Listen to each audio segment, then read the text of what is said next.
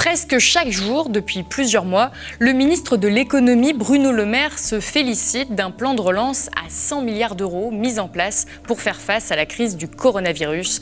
Il s'agit de France Relance. Mais ce plan relance-t-il vraiment l'économie ? Pour en discuter, nous accueillons Gilles Raveau, économiste et maître de conférence à l'Institut d'études européennes, auteur de Économie, on n'a pas tout essayé aux éditions du Seuil. Gilles Raveau, bonjour. Bonjour.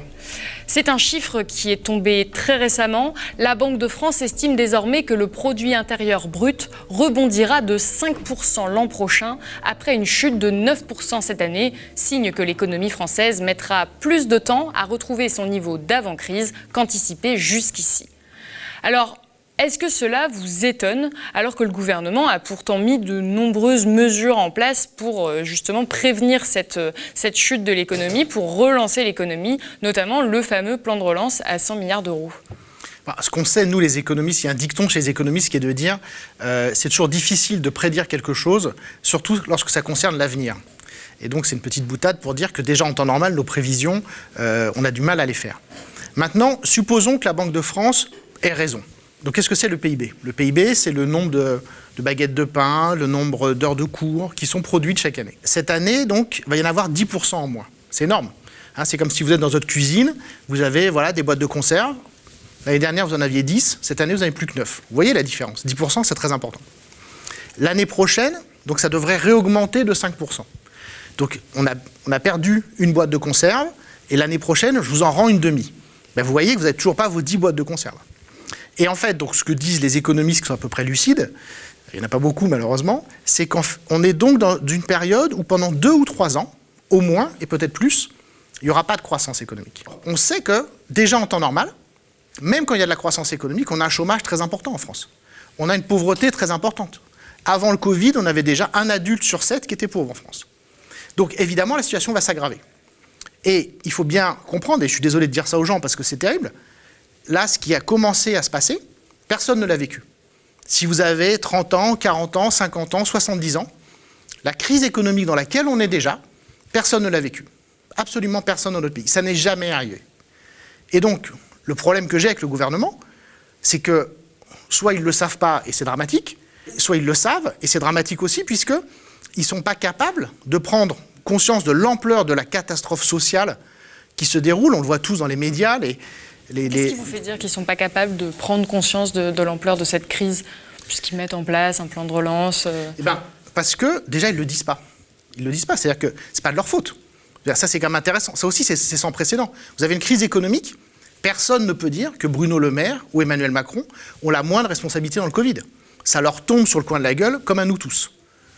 Pourquoi est-ce qu'ils ne disent pas, écoutez, voilà, on a une situation vraiment grave, comme ils ont été capables de le dire sur le plan sanitaire, ils avaient raison quand on a confiné, et de dire on est une situation sociale sans précédent.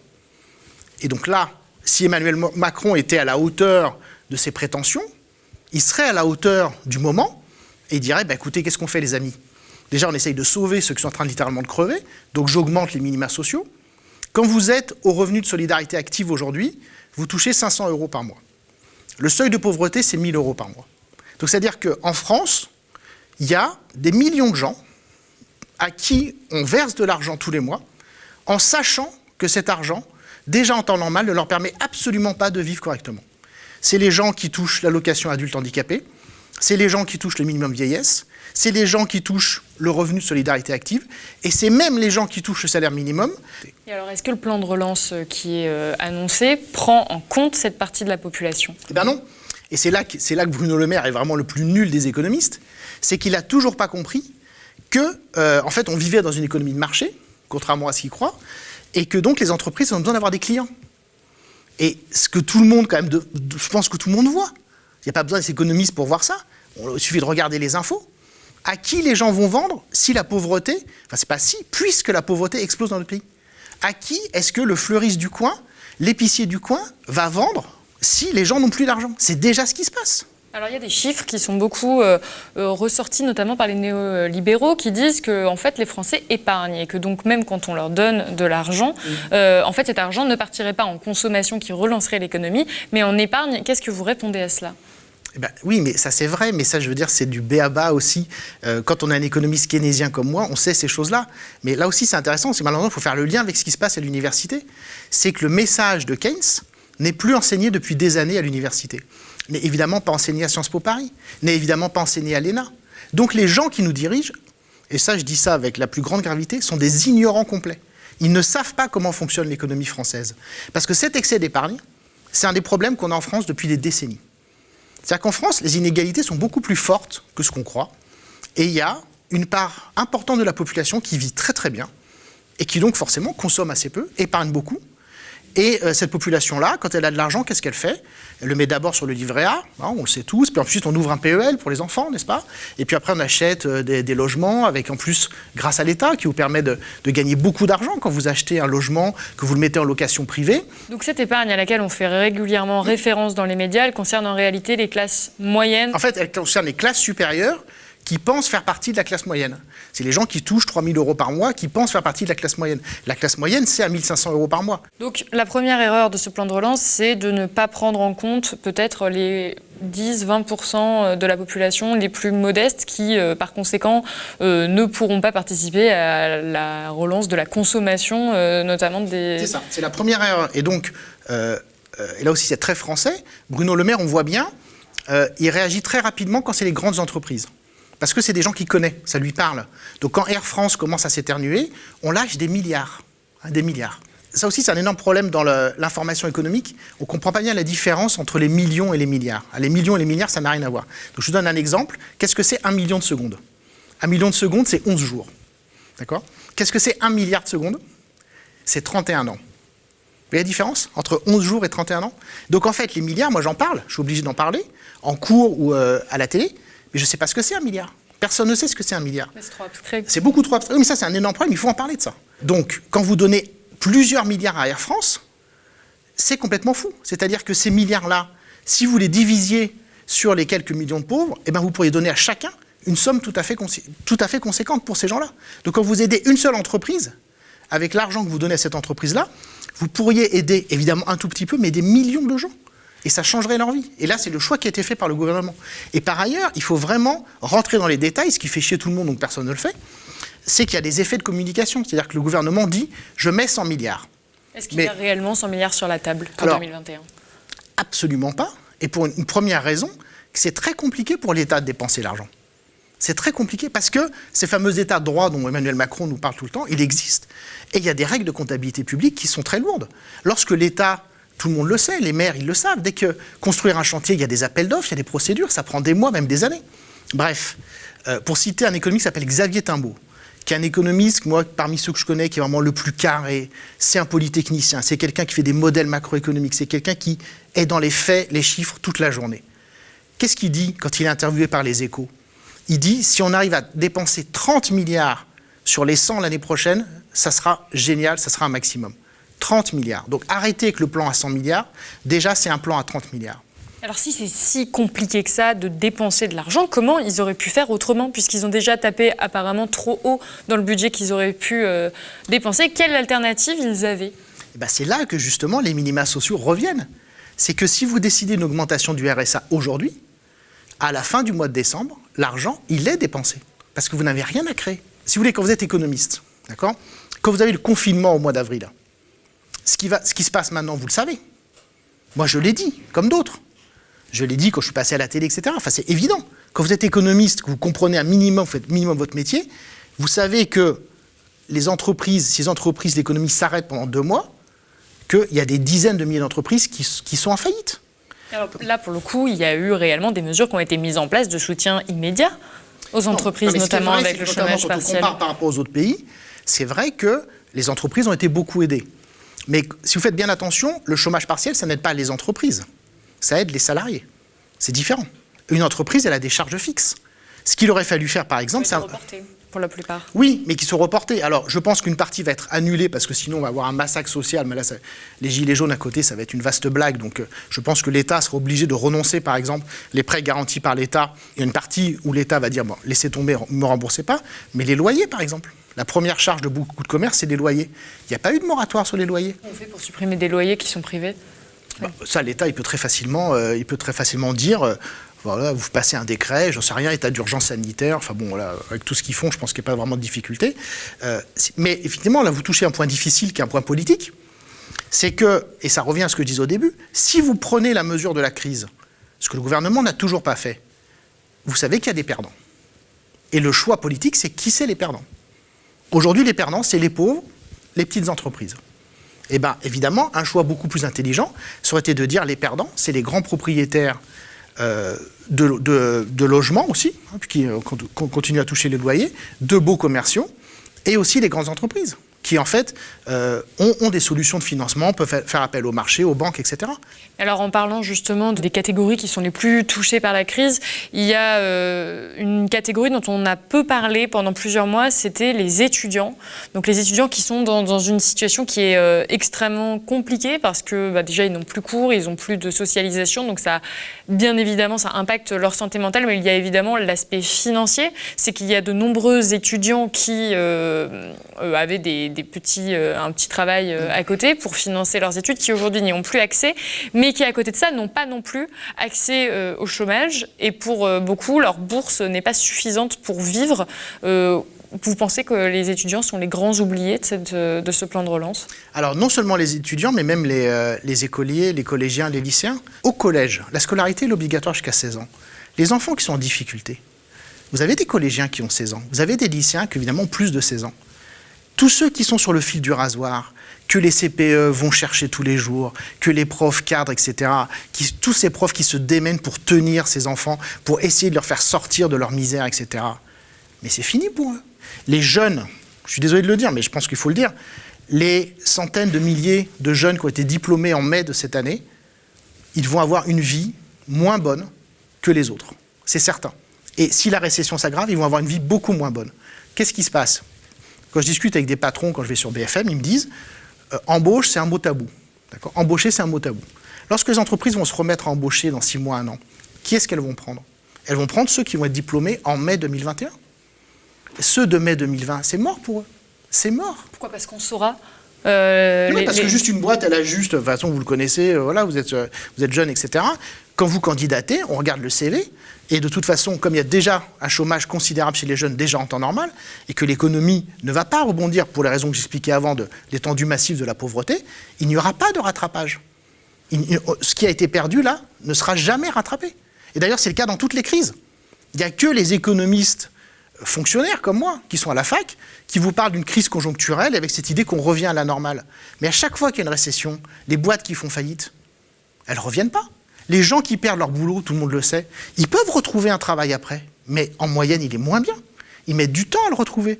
Et si vous perdez votre boulot au mauvais âge, dans la mauvaise région, dans la mauvaise profession, eh ben c'est fini. C'est tous les témoignages qu'on a dans le nord de la France, dans l'Est, quand il y a les usines qui ferment. Pourquoi est-ce que les gens se battent comme des désespérés ? Parce qu'ils ont raison de se battre comme des désespérés. Parce qu'ils savent que quand vous vous retrouvez sur le marché du travail, comme on dit, cette expression atroce, comme si on achetait et qu'on vendait des gens à 50 ans dans la mauvaise région, ben c'est fini pour vous. Parce que oui, l'activité, elle va reprendre, mais c'est pas vous qu'on va reprendre derrière. Ou alors on va vous reprendre en intérim, à mi-temps, etc. Et comment vous allez faire pour payer le prêt de la maison ? Ce que vous êtes en train de nous dire, c'est extrêmement difficile. C'est-à-dire que les étudiants dont je vous parle, qui sont désespérés, ont raison d'être désespérés. Ouais, c'est ça. Exactement. Et alors, comment on pourrait faire pour réagir à cette situation immédiate où là, on a un taux de dépression, par exemple, qui explose complètement chez les étudiants. Et je pense également à un reportage que j'ai entendu sur France Inter il y a quelques jours qui concernait un étudiant qui était obligé de se prostituer pour subvenir à ses besoins les plus basiques, car éloigné de sa famille et impossibilité d'exercer son travail étudiant de serveur. Qu'est-ce qu'on pourrait faire pour pallier à cette crise qui est là, pour le coup, vraiment immédiate et urgente ? On savait que il y a tout un tas de jobs d'été qui n'allaient pas avoir lieu. C'est ce que vous avez dit tout à l'heure. Donc on savait que pour les étudiants venus dont les parents sont ouvriers, sont employés, ils n'allaient pas pouvoir travailler l'été. Donc on savait que ces étudiants, leurs études étaient terminées.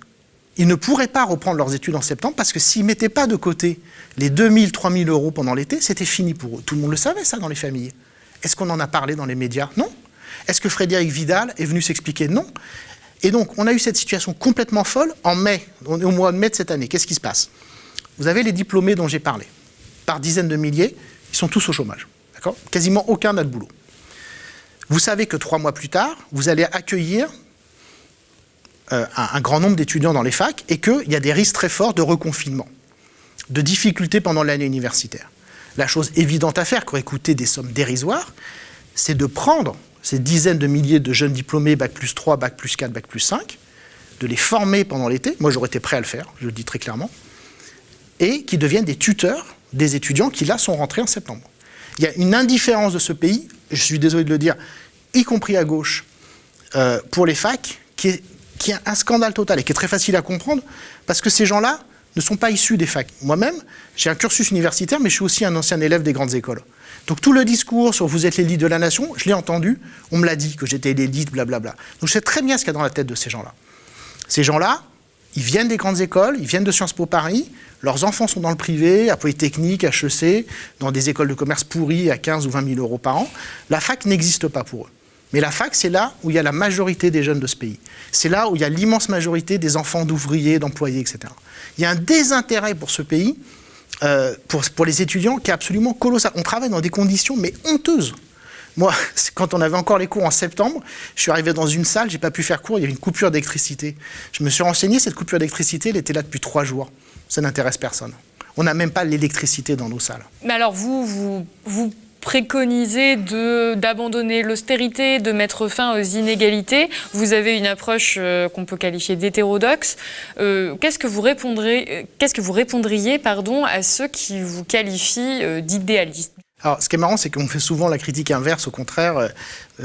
Moi, en fait, je fais des études d'économie pour trouver des solutions. C'est-à-dire que quand j'étais jeune, on parlait déjà beaucoup du chômage, et ça m'inquiétait beaucoup. Alors, c'est très prétentieux de le dire ça maintenant, mais vous pouvez demander à mes étudiants, c'est ce que je leur dis depuis 20 ans. Moi, ce que je disais à mes étudiants, je leur disais, si le chômage de masse continue, l'extrême droite va arriver au pouvoir. Et donc, moi, j'ai fait des études d'économie pour empêcher l'extrême droite d'arriver au pouvoir, en trouvant des solutions à la situation sociale dans le pays. Et pourquoi ? Parce que c'est juste l'histoire de base. Qu'est-ce que c'est la crise des années 30 ? Pourquoi est-ce qu'il faudrait que la crise des années 30 soit très sérieusement enseignée au lycée ?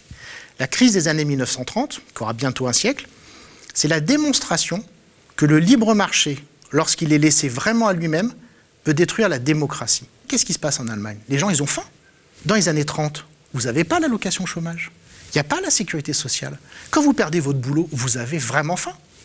Et donc, les gens, ils écoutent les hommes politiques qui leur disent « moi, quand je vais être au pouvoir, vous n'aurez plus faim. Vous aurez du travail. » Quelle est la première promesse d'Hitler ? La première promesse d'Hitler, c'est quoi ? C'est le plein emploi. Et il le réalise. Il met en place des grands travaux, course à l'armement, il construit des autoroutes. Le chômage disparaît en quelques années en Allemagne. Pourquoi est-ce que les gens ont élu Hitler ? C'est juste pour avoir du boulot. Et donc, la leçon des années 30, c'est de dire, lorsque vous avez le libre marché qui s'effondre et qu'il n'y a pas de système de protection sociale, eh ben les gens, ils n'en ont rien à foutre de la démocratie, ils veulent bouffer. Et là, aujourd'hui, qu'est-ce qui se passe ? On l'a oublié, parce qu'encore une fois, ce n'est pas enseigné, ni au lycée, ni dans les facs d'éco. On a une première crise économique très forte en 2008.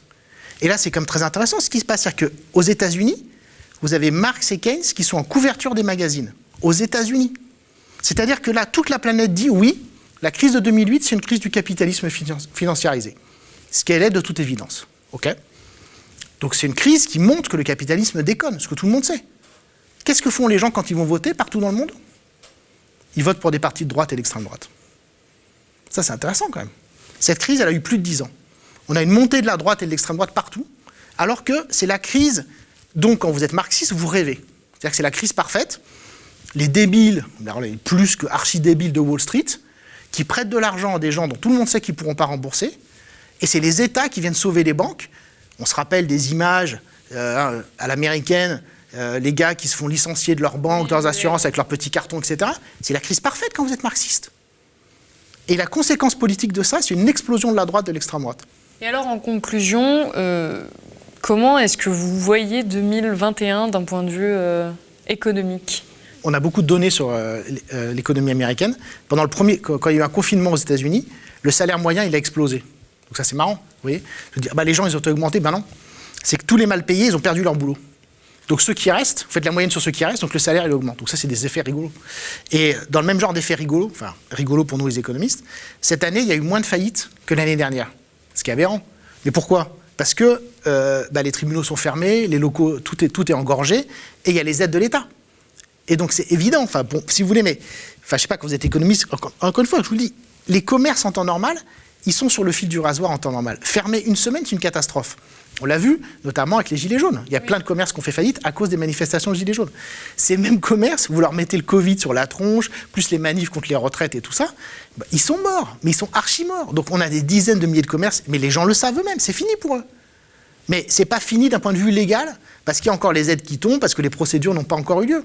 Donc vous pensez qu'il peut y avoir par exemple des mouvements sociaux massifs en 2021, vu qu'il va y avoir une explosion que vous prévoyez de la pauvreté et du chômage? L'explosion de la pauvreté, franchement, elle a largement commencé. Déjà pendant le confinement, on avait des queues incroyables pour les gens qui allaient manger, etc., dans tout un tas de quartiers. Donc l'explosion de la pauvreté, tous les acteurs le disent, secours populaire, secours catholique, donc oui. Après, c'est les catégories sociales là qui vont tomber. C'est des gens qui ne sont pas organisés, qui ne sont pas syndiqués, c'est des patrons, des commerçants. Donc, est-ce qu'on va avoir un retour d'un mouvement genre Poujadis, comme dans les années 50? C'est possible, j'en sais rien. Mais ce que je trouve criminel de la part du gouvernement, c'est quand Bruno Le Maire ose nous dire, dans une interview du Parisien il y a quelques semaines, que la réforme des retraites est une réforme majeure. C'est-à-dire qu'au niveau d'instabilité politique, démocratique, sociale du pays, il remet de l'inquiétude sur une réforme qui était déjà débile à la base. Et là aussi, strictement en termes d'économie, qu'est-ce qui se passe? Les gens qui ont de la thune, ils se disent « Oh putain, oui, c'est vrai, on va se prendre sur la tronche la réforme des retraites ». Donc ces gens-là qui consomment déjà pas actuellement parce qu'ils ont peur, parce que tout le monde a peur aujourd'hui, ils vont consommer encore moins pour mettre de côté pour leur retraite. Et donc le problème de consommation, qui est le problème numéro 1 du pays, cet abruti de Bruno Le Maire, il l'aggrave avec ses déclarations.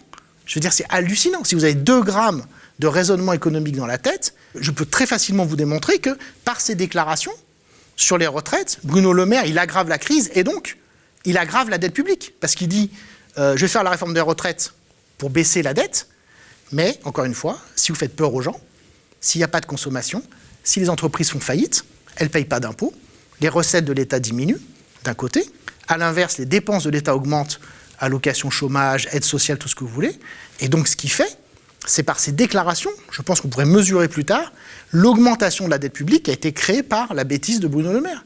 Mais pourquoi est-ce qu'il fait cette bêtise? Parce qu'il n'a pas ni la connaissance de la réalité de l'économie, ni le bon modèle théorique, qui est le modèle keynésien, qui, encore une fois, n'est plus enseigné dans les facs depuis des décennies maintenant. Bien, écoutez, merci beaucoup Gilles Raveau pour cette analyse et vous avez des mots qui sont extrêmement durs à l'égard du gouvernement. Je rappelle que dans votre dernier ouvrage Économie, on n'a pas tout essayé, vous proposez un changement radical de doctrine économique. C'est la fin de cette émission. Si vous avez apprécié cet entretien, n'hésitez pas à le partager sur les réseaux sociaux et si vous le pouvez, devenez sociaux et moi je vous dis à bientôt. Journaliste indépendante, je travaille dans de nombreuses rédactions, dont celle du Média TV depuis quelques mois. J'y trouve un lieu de totale liberté d'expression où je peux donner la parole à des économistes hétérodoxes dont le regard ne peut qu'enrichir le débat démocratique et mettre en lumière les failles du néolibéralisme en cette période de crise sanitaire. Ici, je peux interroger des auteurs, des citoyens engagés, donner une voix à ceux qui n'en ont pas et mettre en lumière des idées différentes de celles que l'on voit dans le paysage médiatique traditionnel.